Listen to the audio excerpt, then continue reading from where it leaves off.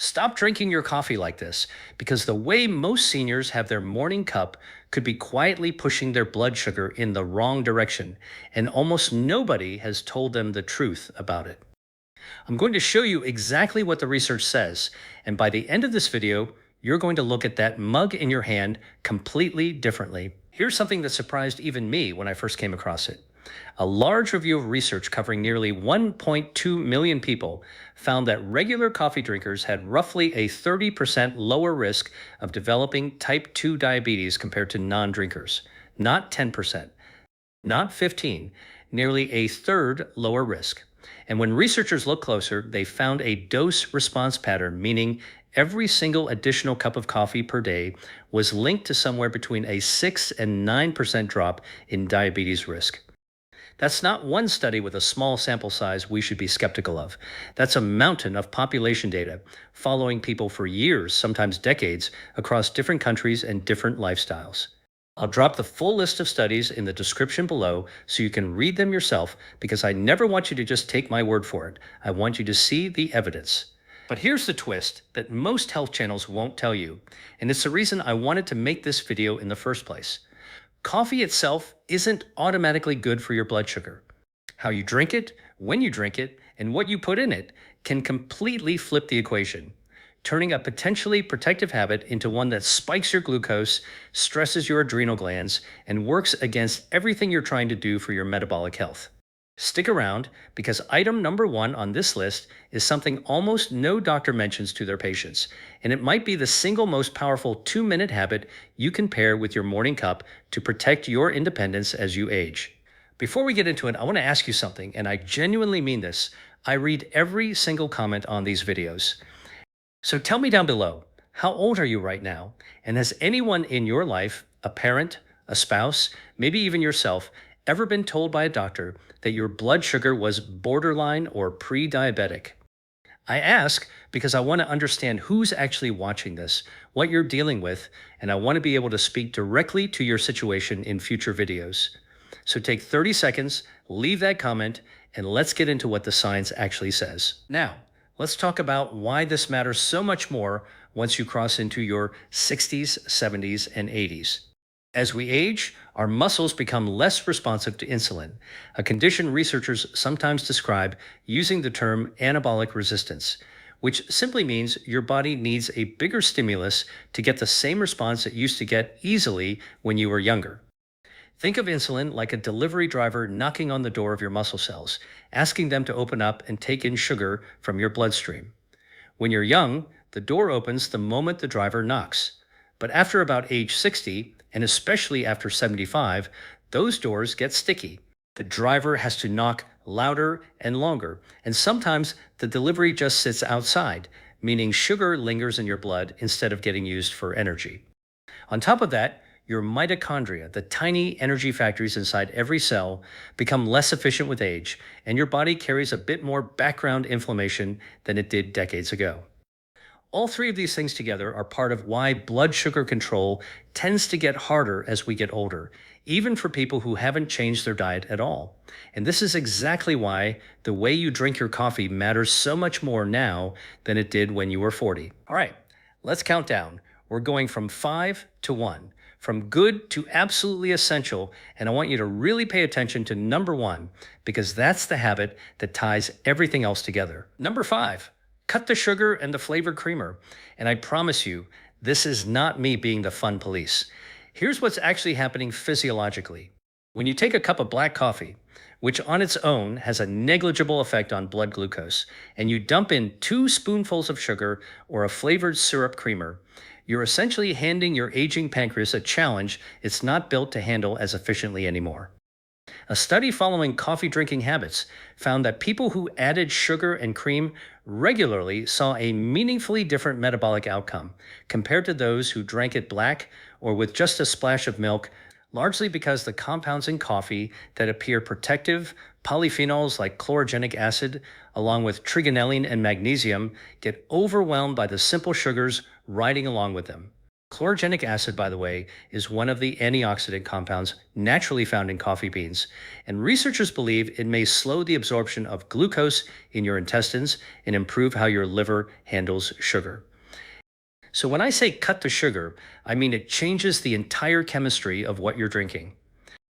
For seniors specifically, this matters even more because your after meal blood sugar spikes tend to run higher and last longer than they did when you were younger.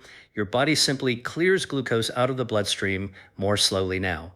Adding sugar to your coffee on top of that is like pouring gasoline next to a fire that's already burning a little too hot. My practical advice: if you can't stomach it fully black, start by cutting your usual sugar in half for 2 weeks, then half again, and lean on cinnamon, a dash of unsweetened cocoa powder, or a splash of unsweetened almond milk instead. For synergy, pair your black or lightly sweetened coffee with a small handful of walnuts or a spoon of nut butter. The healthy fats slow gastric emptying and blunt any residual glucose response even further. I think about a woman named Carol, 68 years old, from a small town outside Dayton, Ohio. Carol had been drinking what she called her treat coffee every morning for 20 years, 2 sugars, flavored hazelnut creamer, whipped on top on weekends. Her fasting glucose numbers had been creeping upward for 3 years straight, and her doctor used the word pre-diabetic at her last 2 appointments. She didn't want to give up her ritual entirely, so instead she swapped the sugar for cinnamon and switched the creamer to unsweetened oat milk with a small amount of vanilla extract. Nothing else in her routine changed. At her next lab check, 4 months later, her fasting glucose had dropped by 14 points. She told me it was the easiest change she'd ever made because it didn't feel like a sacrifice. It felt like she just found a new version of the same comfort. Number 4, respect the clock and specifically stop drinking coffee in the late afternoon or evening. I know for a lot of you, a cup of coffee after dinner feels harmless, maybe even relaxing. But here's what the research shows. Caffeine has a half-life of roughly 5 to 6 hours in most adults, which means if you have a cup at 3 in the afternoon, by 9 at night, half of that caffeine is still active in your bloodstream. And as we age, our bodies tend to clear caffeine even more slowly due to changes in liver enzyme activity. This matters enormously for blood sugar because of the relationship between sleep and glucose control. Poor sleep quality has been consistently linked in research to worse insulin sensitivity the very next day. Some studies have found that even a single night of disrupted or shortened sleep can reduce insulin sensitivity by as much as 20 to 30% in otherwise healthy adults. Now, layer on the fact that older adults already tend to have lighter, more fragmented sleep to begin with, and you can see how a late coffee compounds a problem your body is already fighting. Think of your nervous system like a phone that needs to fully power down and recharge overnight. Caffeine in your system after dinner is like leaving 5 apps running in the background. Your phone never fully rests, and it wakes up the next morning already low on battery, which for your body translates into higher cortisol, the stress hormone that directly signals your liver to release more sugar into your bloodstream. My advice, and I say this gently but firmly, aim to have your last cup of coffee no later than early afternoon, roughly by 2 o'clock for most people, though if you're especially caffeine sensitive, even earlier. For synergy, pair your afternoon cutoff with a consistent wind down routine in the evening, like dimming the lights an hour before bed, which helps your body's natural melatonin production work with, rather than against, the lingering effects of any caffeine still in your system. Now, before we move into the top 3, and trust me, they get more interesting from here, I want to ask you for a small favor. If this information is new to you, or if it's confirming something you suspected but never had explained clearly, hit that subscribe button and tap the like button on this video. It genuinely helps this channel reach more seniors who are trying to take control of their health the same way you are, and it costs you nothing but a second of your time. Now, let's get into numbers 3, 2, and 1. Number 3, watch your total dose because more is not always better, especially once you're past 65. A moderate intake, generally considered to be around 2 to 3 standard 8-ounce cups per day for most older adults, appears to align with the protective associations found in the research I mentioned earlier. But pushing well beyond that, particularly for those with high blood pressure or a sensitive nervous system, can start working against you.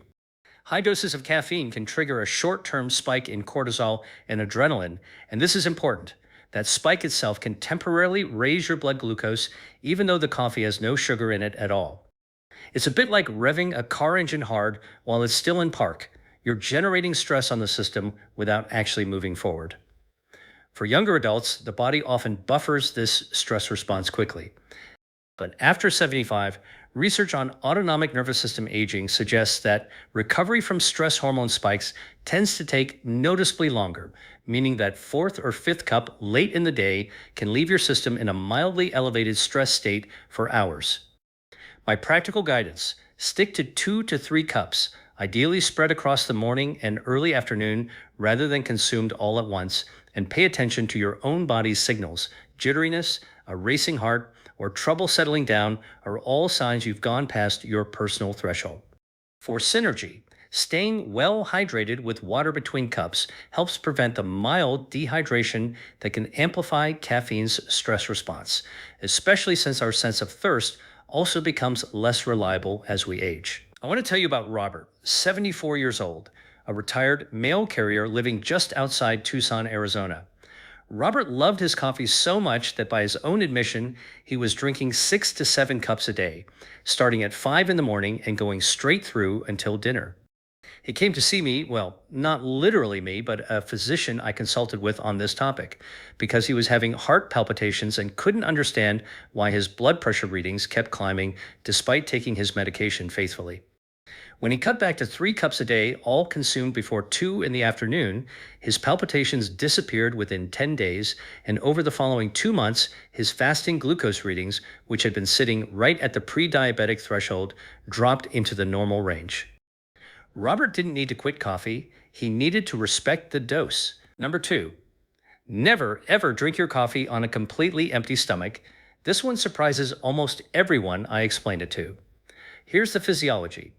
When coffee hits an empty stomach, it stimulates the release of cortisol and gastric acid more aggressively than when there's food already present to buffer it.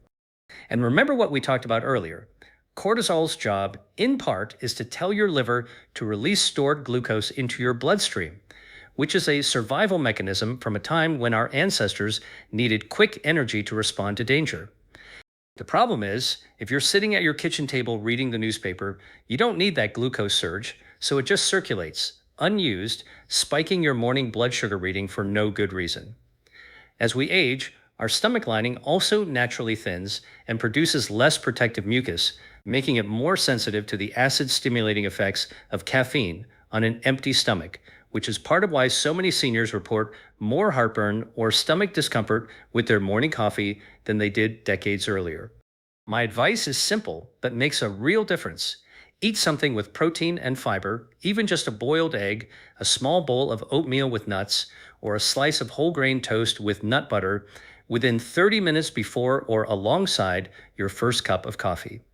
This isn't just about comfort. Protein and fiber slow the release of glucose into your bloodstream and blunt that cortisol-driven spike almost entirely. For synergy, pairing your breakfast and coffee with a 5 to 10 minute walk afterward compounds the benefit further because light movement helps your muscles pull glucose out of your bloodstream even more efficiently. There's a woman I think about often, Margaret, 71 years old, from a coastal town in North Carolina. Margaret had always been what she called not a breakfast person. Her coffee was the first and sometimes only thing in her system until nearly noon. Her continuous glucose monitor, which her doctor had her try for 2 weeks, showed sharp, jagged spikes every single morning, almost exactly 20 minutes after her first sip of coffee, even though she drank it completely black with nothing added. Once she started having a small handful of almonds or a hard-boiled egg alongside that first cup, those morning spikes flattened out almost entirely within the same 2-week monitoring period. She told me she couldn't believe something so simple had been affecting her numbers so dramatically for years without her ever realizing it. And now, number 1, the habit that if you take away only one thing from this entire video, I want it to be this. Pair your coffee with movement, specifically a short walk, timed strategically around your meals. Here's why this earns the top spot. Chlorogenic acid and other polyphenols in coffee appear to modestly improve how your cells respond to insulin, but that effect is amplified dramatically when it's combined with muscle contraction, because physical movement activates a separate insulin independent pathway that pulls glucose directly out of your bloodstream and into your muscles for fuel. Think of it like this: insulin is one key that can unlock the door to let sugar into your muscle cells, but movement is an entirely different key that opens that same door through a completely separate lock. So when your insulin key is a little rusty, which it often is as we age, due to that anabolic resistance we talked about earlier, movement gives your body a backup way in. Research on post meal walking has shown that even short walks of 10 to 15 minutes after eating can reduce the blood sugar spike that follows a meal by a substantial margin, in some studies by well over 20%. And when you add coffee's own modest glucose lowering properties into that same window, you get a compounding effect that neither habit produces nearly as powerfully on its own. For aging bodies specifically, this matters enormously because it doesn't just help blood sugar. That same movement stimulates mitochondrial activity in your muscle cells, essentially waking up and multiplying those tiny energy factories we talked about earlier, which is one of the few interventions shown to meaningfully counteract age-related mitochondrial decline. My practical advice: have your coffee alongside or shortly after a balanced meal, and within 30 to 60 minutes, take a gentle 10 to 15-minute walk, even just around your house, your yard, or down the block. It doesn't need to be strenuous. In fact, a relaxed, comfortable pace is exactly what the research supports. For synergy, doing this consistently after your largest meal of the day, whichever one that is for you, will give you the biggest overall return on blood sugar control, because that's typically when your glucose spike would otherwise be largest. I want to close with a thought about what all of this is really for, because it's not really about coffee. It's about your independence. It's about being able to keep gardening, keep playing with your grandchildren on the floor, keep driving yourself to see your friends, keep living in your own home on your own terms for as long as possible. Blood sugar control isn't an abstract number on a lab report. It's connected to your energy, your eyesight, your circulation, your memory, and ultimately your freedom to keep doing the things that make life feel like yours. And here's what I want you to sit with. It is never too late to make these changes. The body you have right now, at whatever age you're watching this video, still has an extraordinary capacity to respond to small, consistent shifts in habit. Carol, Robert, and Margaret didn't do anything extreme. They didn't overhaul their entire lives overnight. They made small, specific adjustments to a habit they already loved, and their bodies responded. Yours can too. If this video gave you something useful today, please subscribe to this channel, because I'm making more of these, breaking down exactly what the research says about the everyday habits that matter most for seniors trying to protect their health and their independence. And before you go, I want to hear from you in the comments. Of the 5 things we talked about today, which one are you going to try first? Cutting the sugar, watching the clock, moderating your dose, never drinking on an empty stomach, or pairing your coffee with a walk? Tell me down below, because I read every single one, and I'll see you in the next video.